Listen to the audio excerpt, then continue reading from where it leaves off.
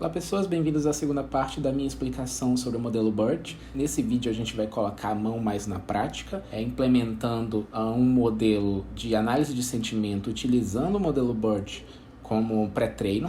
E logo aqui de cara você já consegue ver a página que eu estou acessando. Eu estou aqui no Hugging Face. O Hugging Face é uma empresa que fornece bibliotecas excelentes de modelos pré-treinados para NLP e para datasets. E vai ser a biblioteca que a gente vai usar.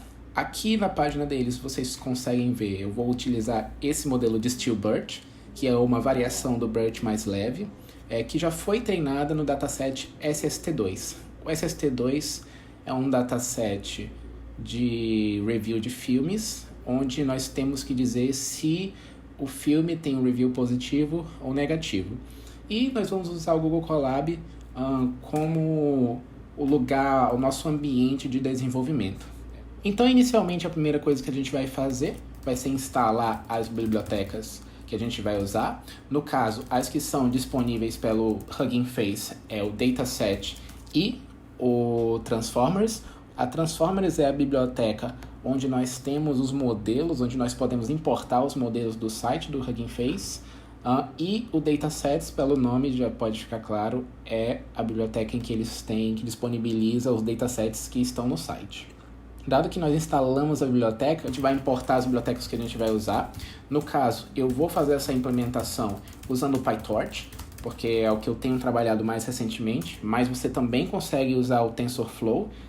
No caso, vai ter algumas mudanças, mas elas não são muito significativas. E, como nós estamos utilizando o PyTorch, uma das coisas que nós temos que definir logo de cara é se nós estamos usando GPU ou não. Nesse exemplo, eu vou usar essa função escura available, available, que vai me mandar para essa variável a palavra CUDA, se eu estiver usando GPU, e CPU, caso contrário. Para verificar se realmente nós estamos utilizando a GPU, eu posso mandar imprimir aqui o que está dentro dessa variável. Então bora ver o que está dentro de device. Se estiver CUDA, quer dizer que nós estamos usando a GPU. Se estiver CPU, quer dizer que nós não estamos usando. No caso, o resultado retornou CUDA, então nós realmente estamos utilizando a GPU. Nosso primeiro passo para conseguirmos treinar um modelo de análise de sentimento, a gente vai precisar de um dataset. Então vamos começar aqui carregando um dataset que eu já peguei aqui do Hugging Face. Esse dataset é o dataset do SST que eu comentei antes, eu acho que eu falei, não me lembro se eu falei, mas é um dataset de análise de sentimentos. A gente vai pegar datasets.load, dataset, isso aqui vai me retornar o dataset completo, com treino, com validação e com teste para a gente analisar. A gente pode dar uma olhadinha aqui, dataset, train, para ver o treino. E a gente tem dentro desse database o texto e o label de cada exemplo. Então a gente pode dar uma olhada aqui, texto. Vamos ver só o primeiro texto aqui do dataset. Nós temos o review aqui de um filme. The Rock is destined to be the 21st century, blá, blá, blá, blá, blá. Enfim, tem um review aqui do filme. E se nós olharmos para o label, ele vai me definir se é positivo ou negativo. 0 sendo positivo e 1 sendo negativo. Dito isso, eu vou apagar isso aqui, deixar só o dataset carregado, bonitinho. E a primeira coisa que eu vou fazer é separar esses dados em treino e teste. Então, inicialmente eu vou fazer a separação entre os dados de treino, teste e validação, e entre os x e y de cada um. Eu vou até talvez acelerar esse pedaço porque não é muito relevante.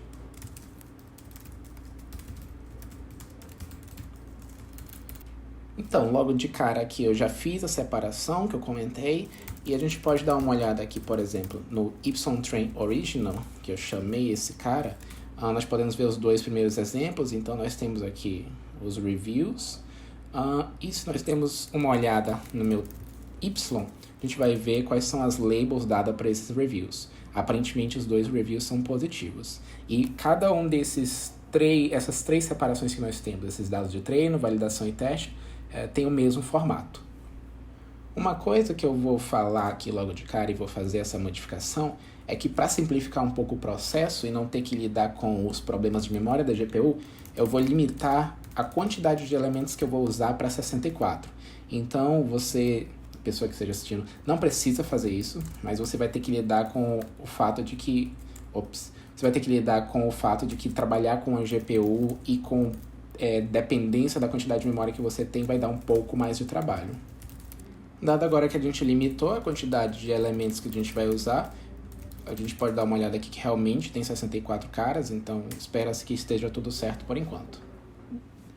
Agora que nós já obtivemos os nossos dados, que no seu caso podem ser dados totalmente diferentes, desde que estejam no formato de lista de sentenças e labels, a gente vai precisar carregar o nosso modelo pré-treinado e o nosso tokenizador. Então, vou colocar aqui, carregando modelo pré-treinado e tokenizador. O tokenizador vai ser um tokenizador correspondente para o modelo, então a gente não vai precisar fazer nada na mão, no caso do processamento do texto, é só o texto cru, o que facilita muito a vida. E o modelo pré-treinado a gente vai obter de um modelo que a gente escolheu aqui do Hugging Face. No caso, eu vou usar esse do DistillBERT para SST, que já foi treinado no SST, que é a base de dados que a gente vai usar. E a gente tem que fazer duas coisas. O primeiro vai ser, a gente vai querer o modelo pré-treinado, que vai ser obtido a partir da biblioteca Tokenizer, ou da biblioteca Transformers. E o nome do modelo que a gente usa é o Auto Model. Isso porque antes a gente tinha que definir qual era o tipo de modelo. No Hugging Face tem vários tipos de modelo, mas hoje em dia já ficou mais simples, então a gente só usa o Auto Model, que ele já vai identificar que é um modelo baseado em BERT e tudo mais. E a gente vai usar aqui o método FromPretrained, que vai pegar, a gente vai passar esse identificador textual aqui do modelo e automaticamente ele vai fazer o download do modelo pra gente bonitinho. A outra coisa que a gente vai precisar é o Tokenizer, e de forma bem parecida, a gente vai usar o Auto Tokenizer from Pretrained. E esse tokenizador, como eu disse antes, ele é correspondente a esse modelo. Então, se a gente der um carregar aqui, se tudo estiver certo, ele vai fazer o download do modelo, o download do tokenizer, e aqui vai já estar tudo pronto. Para verificar se está tudo realmente funcionando, a gente pode fazer uma transformação nos dados de texto que nós temos com o tokenizador e passar para o modelo só para ver o que é extraído, o que o modelo retorna disso. Então, eu vou usar aqui o tokenizador para fazer uma tokenização do texto, tokenizer. E eu vou passar o meu texto de entrada. Vou chamar aqui de inputs, essa saída. O tokenizador ele precisa de alguns parâmetros. Esses parâmetros são padding, que é igual max length. A gente faz isso para manter esses inputs que a gente vai fazer essa transformação terem todos o mesmo tamanho para passar para a rede. Truncation igual a true, ou seja, se os dados textuais estão mandando a sentença é maior do que o tamanho máximo que o modelo consegue aceitar, ele vai cortar esses dados. E por último, a gente vai dizer que os tensores que são retornados por essa função, eles são do tipo PyTorch, porque a gente vai passar para o modelo um tensor PyTorch. Então, eu vou rodar isso aqui. Ele fez a transformação dos dados originais, e se a gente der uma olhada aqui nos inputs, ele vai me retornar um dicionário onde eu tenho input IDs e attention mask. Essas vão ser as duas entradas para o nosso modelo. Não sei se vocês lembram do vídeo anterior, mas os input IDs vão ser as transformações do texto em números. De cada palavra, cada token do texto vão ser transformados em números. E a gente consegue ver aqui, essa aqui é a primeira sentença, essa daqui é a segunda sentença, a terceira sentença, onde 101 é o token inicial e o attention mask vai ser um vetor para cada uma das sentenças também, informando quais tokens devem ser dado atenção pelo modelo. Se nós quisermos testar agora se o nosso modelo pré-treinado está funcionando, a gente pode chamar o pre-trained model e passar como entrada o inputs input IDs e passar o inputs attention mask. São as duas entradas do modelo. Isso aqui vai demorar um pouco para rodar porque eu estou em CPU, mas eu vou mostrar o resultado já já. Um detalhe que eu esqueci de informar, que é específico do PyTorch, é que como a gente não quer fazer o treinamento, a gente não quer calcular os gradientes, eu tenho que dizer que eu não quero calcular gradientes, como o nome pode dizer aqui nessa funçãozinha aqui que a gente está usando. E além disso, o meu modelo tem que estar no modo de evaluation, que é para ele ignorar os dropouts, etc., para ele ter o melhor desempenho possível. Então vamos dar uma olhada no resultado. Então depois de um pouco de espera, o nosso modelo rodou, a gente consegue ver que o resultado foi passado para essa variável output. E vendo aqui a saída, a gente consegue ver que ele retorna um negócio muito maluco aqui. Um monte de resultados, um tensor para cada um dos meus inputs e o shape disso é um negócio maluco. Mas nós conseguimos ver que a gente consegue passar informações no meu modelo pré-treinado, a gente consegue obter esses resultados. Então o que a gente vai querer fazer agora? A gente vai querer colocar novas camadas na frente desse modelo e treinar apenas essas novas camadas para interpretar essa saída e restar o resultado esperado, que é 1 ou 0, para definir se um review é positivo ou negativo. Uma coisa que ainda é relevante antes de ir embora é que esse output, não sei se dá para perceber, mas ele é uma lista contendo os outputs. Então, quando a gente quiser pegar o output desse modelo, a gente vai ter que pegar o cara da primeira posição. Isso aqui vai ser importante um pouquinho depois. Então, prosseguindo um pouco, eu vou apagar essas células aqui que era só de teste e vou realizar a transformação dos inputs com o tokenizer, tanto no treino, quanto no teste, quanto na validação. Então, vamos lá.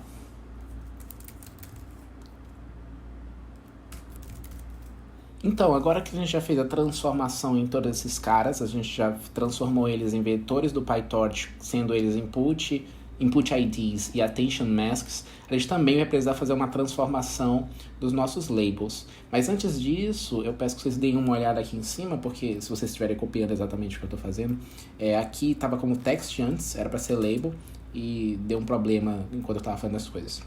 Mas sim, a gente tem que transformar os vetores que a gente tem aqui, que estão no formato do NumPy, eu acredito, ou se não for uma lista normal. Se a gente der uma olhada aqui, são os labels. Eles estão, acho que é uma lista normal, e a gente precisa que eles virem um vetor, um array do PyTorch. Então a gente transforma num tensor e aplica, faz essa transformação em cada um deles. Agora, se a gente der uma olhada, a gente pode ver que eles estão no formato de tensores do PyTorch, como a gente pode ver aqui embaixo. Uma das coisas que a gente tem que também ajustar é que o PyTorch, na hora da gente fazer o treino, ele espera que os vetores de labels estejam no formato aqui sendo apenas um elemento, a dimensão mais interna. Então a gente vai ter que usar a função view, que é tipo reshape no NumPy, para transformar esses caras no formato que seja a quantidade de elementos e 1. Então se a gente pode ver aqui, vai ficar nesse formatinho aqui, que é o que o PyTorch espera para dar de exemplos. Por último, a gente também quer usar a GPU, no nosso caso aqui. Então, no PyTorch a gente define qual é o dispositivo que a gente quer usar com o método to. Então eu vou colocar toDevice em todos os tensores que eu uso. Lembrando que device foi setado aqui em cima para ser CUDA ou CPU. Então essas são as duas possibilidades que pode ter nessa variável. E do jeito que eu estou fazendo aqui, se eu estivesse executando esse notebook com CPU apenas, ele já marcaria CPU automaticamente, e no caso de eu estar usando GPU, ele vai marcar com GPU, então os dados vão para GPU diretamente. Se a gente der uma olhada aqui agora, a gente pode ver que o YTrain é um tensor do PyTorch que está alocado dentro da GPU. Essa informação fica bem no final aqui, device CUDA 0, ou seja, está na GPU 0. Agora que os dados estão no formatinho que é necessário para poder o nosso modelo ser rodado, eu vou definir o meu modelo. Mas antes disso, uma coisa que eu esqueci de fazer antes. O nosso modelo pré-treinado vai ser um modelo em que a gente não quer, nesse caso, não queremos mexer com os pesos dele. Eu quero que no meu treino os pesos fiquem frisados. Então, eu vou botar aqui uma parte de frisando pesos do modelo pré-treinado, para poder a gente não realizar nenhum aprendizado nesses pesos. Isso vai facilitar um pouco o nosso processo de treinamento aqui, que vai ser um pouco mais rápido. E para realizar esse freeze, dentro do modelo, nós temos o método parameters, que ele retorna todos os parâmetros que retorna todos os parâmetros existentes dentro do modelo. E a gente pode iterar sobre esses parâmetros. E dentro de cada parâmetro existe o atributo requiredGrad, que a gente vai definir como falso. Isso aqui vai fazer com que todos os parâmetros, que no caso o parâmetro seria as camadas, enfim, que tenham requiredGrad false, eles não vão ser treinados. Então a gente vai passar por todo o modelo, setar com falso, e agora o modelo pré-treinado não vai ser mais treinado quando nós formos fazer o fine tuning. Então, seguindo aqui o nosso processo, agora nós vamos definir o modelo de verdade, finalmente a parte que as pessoas gostam, eu acho. A gente vai construir o nosso modelo, e ele vai ser um modelo bem simples até. Eu vou chamá-lo aqui de Sentiment Model, que é um modelo de análise de sentimento. Ele tem que herdar da classe Module pertencente ao TorchNN. A gente vai definir aqui o nosso construtor, e no nosso construtor eu vou passar o modelo pré-treinado para fazer parte do nosso modelo. Uma das coisas que a gente também tem que fazer, isso faz parte do PyTorch, a gente tem que inicializar o construtor da nossa classe base, e depois disso a gente pode seguir normalmente. Então, eu vou ter o meu modelo pré-treinado, que eu vou passar com um parâmetro, e no nosso modelo eu quero fazer uma coisa bem simples. Então, eu vou ter 2 camadas densas, apenas, que vão ser treinadas. Essas camadas densas, elas vão ser do tipo linear, que são as camadas densas no TensorFlow. E a gente tem que dizer a quantidade de features de entradas e a quantidade de features de saída. A gente tem que ver qual é a saída do modelo pré-treinado. Se eu der uma olhada aqui em output, se isso aqui ainda existir, a gente consegue ver que ele me retorna esse vetorzão que ele retornou aqui. A gente pode dar uma olhada no shape dele, e ele acaba sendo um vetor 3D, onde o 64 é a quantidade de elementos que eu passei, 512 é o tamanho máximo da minha sequência que o tokenizador fez, e o 768 é a quantidade de nêutrons da última camada do modelo pré-treinado. Para facilitar a nossa vida aqui, eu vou só unir essas 2 camadas. Vou deixar que o modelo decida o que é importante das duas. Então, minha quantidade de input features aqui vai ser 512 multiplicado por 768, porque eu vou fazer um flatten, isso aqui vai virar uma camada só. E a quantidade de outputs de saída eu vou colocar aqui 1000, é um valor que eu estou decidindo aqui sem muita pretensão. Depois eu vou ter uma segunda camada densa, onde eu vou fazer um processo similar em features, que eu vou dizer que é 1000, tem que ser o mesmo do anterior, tem que bater esses 2 parâmetros. E output features, out features na verdade, vai ser 1.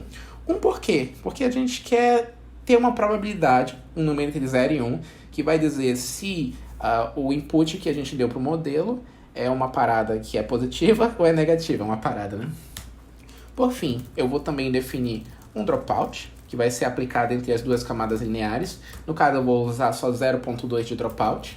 Eu também vou definir uma hello, que eu vou passar entre as camadas lineares também. E eu vou definir uma camada que vai passar uma sigmoid, para poder no final do modelo nós termos esse squish. A gente vai botar os dados entre 0 e 1 e a sigmoid faz isso, ok? Definido aqui as camadas que eu vou usar, eu também tenho que definir a função forward. A função forward é a função que define como os dados vão passar pelo modelo. Então, como que o meu X de entrada vai ser passado pelo meu modelo? Primeiramente, a gente vai passar pelo pre-trained, meu modelo pré-treinado. A gente vai passar para ele o que a gente já viu antes, que é o input IDs e o attention mask, que eu mostrei antes. Então, aqui vai ser aquele modelo que a gente carregou aqui em cima e que vai me retornar um resultado. Lembra que eu comentei que o resultado tinha que ser pego o primeiro cara dele? Então, a gente vai dizer que o YHAT, eu estou chamando de YHAT o resultado, vamos pegar o primeiro cara dele. E eu também falei que por conta da rede resultar numa parada 3D, que a gente consegue ver aqui embaixo, a gente vai fazer um flatten nisso para isso aqui virar uma camada só. Então, YHAT é igual a YHAT.flatten. Só que a função flatten, ela transforma tudo num vetor 1D. Então a gente vai perder esse 64 aqui também, a gente perderia no caso. Mas existe um parâmetro chamado startGen, eu acho, YHAT, torch flatten, vamos dar uma olhada rapidinho aqui, startGen, que eu defino assim, eu quero que você faça o flatten depois dessa primeira dimensão. Então, se eu usar o startGen aqui e dizer que é 1, eu vou dar flatten apenas desses 2 nessas duas últimas dimensões. E agora que eu tenho esses dados no formato aceitável para minhas camadas lineares, eu posso passar eles pelas minhas camadas lineares. Então, passando primeiramente pela minha camada densa, e isso vai me dar um resultado.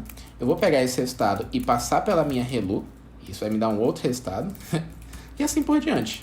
Vou passar isso pelo meu dropout, y hat. Depois disso, eu vou passar pela minha camada, a minha segunda densa, que é a minha densa final, onde eu vou ter o meu resultado.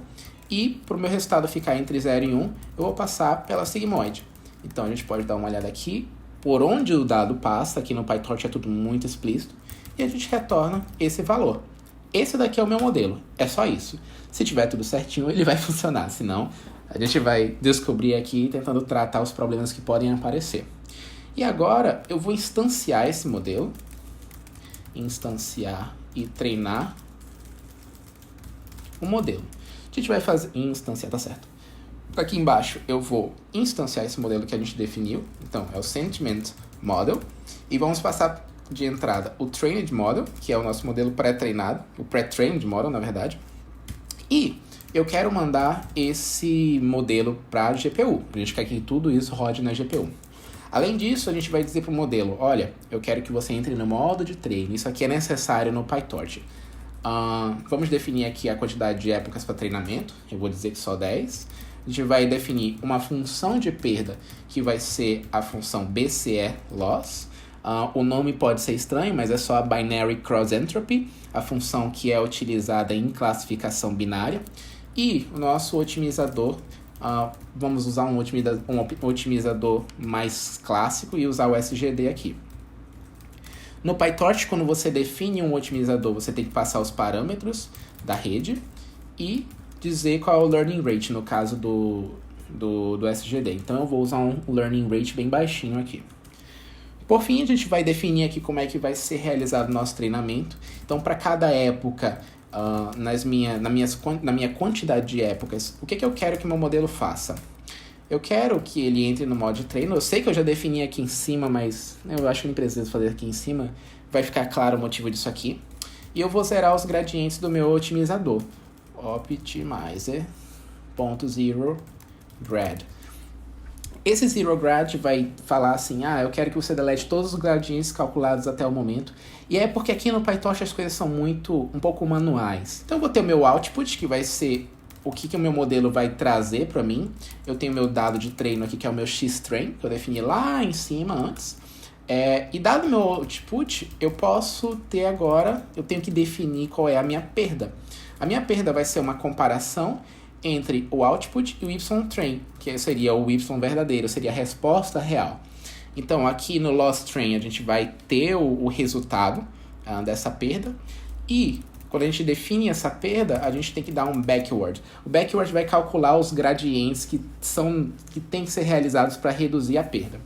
E por último, a gente vai dar um optimizer.step. O optimizer.step vai pegar e vai aplicar esses gradientes, vai realmente mudar os pesos para poder a gente reduzir a nossa loss. Só que antes da gente executar isso aqui, eu quero fazer um teste. Eu vou usar o ifTorch.noGrad. Isso aqui vai dizer para o modelo não calcular gradientes, isso aqui não vai influenciar em nada no treinamento do modelo. E eu vou dizer para ele entrar no modo de evaluation. Eu quero que ele use a melhor forma que ele puder para fazer o treinamento. O evaluation vai desativar o dropout, no final das contas. E eu quero que eu quero calcular qual é o output de validação. Então, eu vou também passar para o meu modelo o meu treino, os meus dados de validação. E eu vou ter uma loss que vai ser calculada em cima dos meus dados de validação. Isso aqui vai ajudar a gente a saber um pouco como o nosso modelo está se comportando e se ele não está apenas decorando os dados de treino. E dado isso aqui, eu acho que a gente pode treinar o modelo. Por fim, eu vou colocar aqui uns prints só para a gente saber o que está acontecendo. Então, me dá um segundo. Então, se eu não escrevi nada errado aqui, a gente tá vendo que eu vou mostrar a minha época, qual é o número da minha época. A gente pode até botar mais um aqui, mas eu gosto de começar de zero mesmo. Eu quero saber qual foi a minha loja de treino, eu tô arredondando para 4 casas decimais para ficar um pouco mais legível. E eu quero saber qual foi a minha loja de validação. Eu uso o ponto item aqui porque essas duas lojas são tensores, então eu quero só saber qual é o valor numérico mesmo. E aí, se tudo der certo, a gente pode dar um run aqui e ver se o modelo treina. Vamos ver. Eu escrevi forward incorretamente aqui. Vamos ajustar. E agora vai lá. Espero que funcione. Bem, infelizmente eu tive alguns problemas com a memória da GPU. O jeito que eu estou fazendo aqui não está muito certo. Porque eu deveria estar cortando os meus dados em batches. Mas para simplificar um pouco, eu só peguei o tamanho 64. Não sei se vocês viram, lembro que eu falei aqui em cima. Que eu tinha usado 64 de tamanho de exemplos. Eu diminui aqui para 32 para reduzir o tamanho do uso da GPU. E eu também deixei de carregar os meus testes aqui em cima. Também reduzi a quantidade de features aqui dentro do meu modelo. Então, com essas mudanças, eu consegui fazer com que o modelo treinasse dessa vez. Mas agora ele está um pouco mais simplificado. É importante ressaltar que usar esses modelos BERT, eles são extremamente custosos em memória. E aqui no Colab eles podem dar uma GPU com mais memória ou menos memória, isso varia e é meio aleatório. Mas enfim, para o nosso problema aqui só de mostrar o exemplo, eu acho que não vai mudar nada. Eu vou executar agora aqui meu treinamento, eu não mudei nada nessa parte do código. E lembra que eu comentei aqui em cima que tenho que chamar treino, eu tenho que chamar treino aqui, é desnecessário dentro do loop. Eu mudei isso porque eu também estou chamando o eval, então tem esses dois modos que tem que ser mudados, eles são, como é que eu posso chamar? Alternado entre eles. Se eu for realmente usar o meu modelo para fazer uma predição que eu quero que seja real, eu tenho que estar no modo de evaluation, e no treinamento eu tenho que usar o modo de treino. Então, como vocês podem ver aqui embaixo, eu tive um treinamento aqui só por 10 épocas. A gente está vendo que o nosso modelo já começou com uma loss baixa e foi reduzindo, e na validação o mesmo aconteceu. Então, a gente pode pensar que ele já aprendeu alguma coisa. E a gente pode até ver aqui um exemplo. E agora a gente pode fazer um teste no modelo, né? Vou criar aqui droga. Vou fazer aqui uma célula testando o modelo. Uma coisa que eu quero fazer, eu não sei se vai dar certo, não sei se minha memória vai deixar, mas eu quero usar os dados de teste daqui de cima. E a gente vai ver aqui o resultado de um dos testes do nosso modelo. Eu sei dois exemplos que me parecem bem claros que o modelo está funcionando. Então, vou dizer que o modelo está no modo de evaluation, como eu disse anteriormente. Eu vou dizer para o modelo não calcular gradientes, porque isso não é necessário. E eu quero saber quais os resultados do modelo para os meus dados de teste. Então, vou passar o x-test aqui e a gente vai dar uma olhada no que ele vai retornar. Eu tenho dois exemplos que são o x-test original 0 e o result 0. Vou mostrar aqui qual foi a frase e a predição do modelo. Então, se você gosta de ir para o cinema para se divertir, esse filme aqui é um bom lugar para começar. Então, foi bem próximo de 0, o que quer dizer que é uma análise positiva. E se a gente olhar um outro exemplo que eu também achei, results 3, ele vai dizer, nenhum outro filme mostrou de forma tão literal que o caminho para o inferno é feito de boas intenções. Então, é um comentário negativo e a gente passou aqui no nosso threshold de 50%. Então, nosso modelo conseguiu diferenciar esses dois caras. Por fim, eu acho que isso aqui foi um exemplo, eu acredito que tenha sido breve o suficiente para mostrar como que a gente usa um modelo pré-treinado. Eu vou deixar uma outra versão desse notebook bem similar, mas uma outra versão desse notebook disponível nos comentários. E eu espero que isso aqui tenha ajudado vocês. Falou!